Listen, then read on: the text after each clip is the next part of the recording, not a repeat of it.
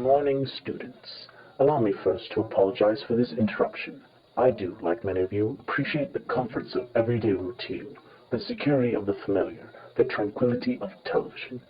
I enjoy them as much as any bloke. But I find it necessary to take some time out of our daily lives to sit down and have a little chat.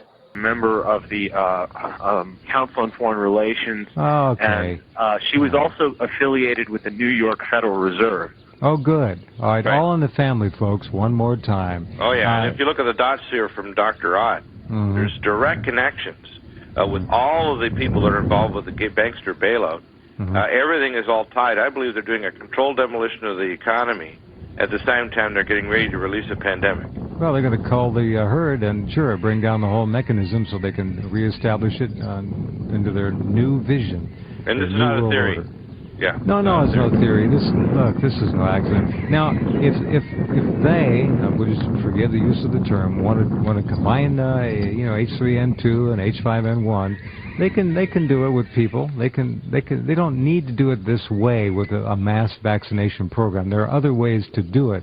So just because this was discovered, friends, don't rest easier. There are many ways to do this. No, in fact, one of the comments by Tisler, who was the spokesperson, there are 6 international companies that are licensed internationally to create these different super vaccines. Right. Well, they call them super vaccines, but in reality, they're super bioweapons. Right. In fact, the latest one, and this is one of the story we're also tracking, is that there's a binary vaccine, meaning 2 stages. They're giving an RNA vaccine to our troops that are circulating to the Gulf and Afghanistan. I've heard that, yep. And they've also given reports that they're going to vaccinate all of the county sheriffs across the United States with the cooperation of the state health departments of every state, and also Homeland Security, and vaccinating all of their family with these binary vaccines, meaning the first phase is RNA, and then they think that they'll have a response within less than 1 week by the second phase. But I believe they're actually turning this into a race-specific bioweapon. So when they give them the second shot, they can either make them live, they can make them sick, or they can make them die very quickly with the second shot. Well, remember, SARS was Asia-specific all the way, and that was an early-on indication. I remember seeing the picture in the Canadian newspaper of all the Canadian SARS deaths. And most of those occurred in hospital settings. There were over 100 deaths, and I think all but 3 or 4, maybe 5, were Asian. And I knew right then and there it was an Asia weapon. It was obviously an Asian-specific weapon. These things, they're so far ahead of us, folks. Whatever you think they can do, add 20 years, add 30 years to it. It's all doable. And maybe you can add in your imagination, centuries ahead of what you think.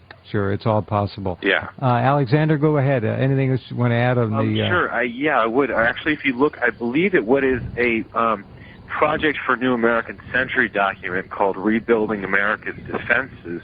I believe in that particular document there is a reference to bioweapons, specifically race-specific bioweapons, saying that they would be a politically useful tool.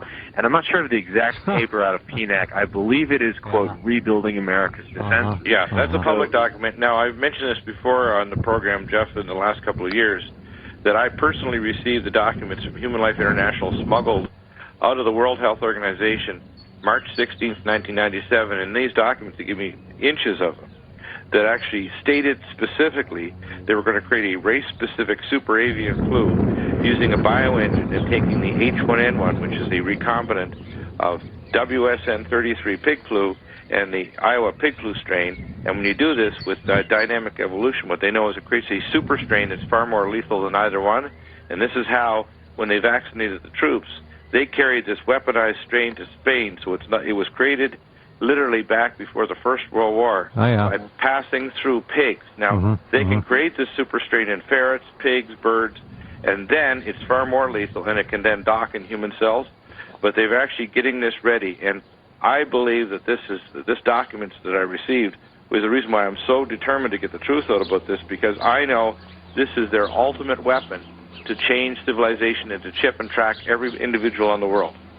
Change it, they're going to reduce it by as much as they want. And the remainder will be completely tracked in a feudal system with no property and in a total feudal scientific dictatorship. Yep, absolutely. Now, those out there listening are probably thinking, all right, well, wait a minute. If they're going to turn this loose, they must have an antidote. They must have an actual vaccine that will protect them from this. They can't rely on Tamiflu, which of course most of this is now Tamiflu resistant. So what is your best take on that, Alexander? Do they have a protective mode that they can use? Oh, they must. They must. Course. Now, the technology is so advanced, there's a number of things they could be relying on. I suspect they're probably relying on more than one thing in case something goes wrong. There's one thing that I'm pretty sure that they will be relying on, at least as a backup, and this is an influenza polymerase inhibitor manufactured in Japan by Toyama Pharmaceutical. It prevents death from most H5N1. It doesn't appear to be toxic. But the thing with this, it's entered phase 3. But the thing is, they're being very secretive about it. Like, you cannot get this drug manufactured anywhere. It's not the sort of thing that you can, like, you or I could order from China and get ourselves some doses. This stuff is on lockdown, basically. Wow. This is right out of the script, by the way, from V for Vendetta. This is exactly the script for V for Vendetta. I got to go watch that again. Yeah, where they basically, the company that makes and releases this bioweapon owns the drug that counteracts the death. There are those, of course, who do not want us to speak. In fact, I suspect that right now orders are being shouted into phones, and that men with walkie-talkies will soon be on their way. Anything and everything will be done to stop me talking to you. Words offer the means to meaning, and for those who will listen, the enunciation of truth.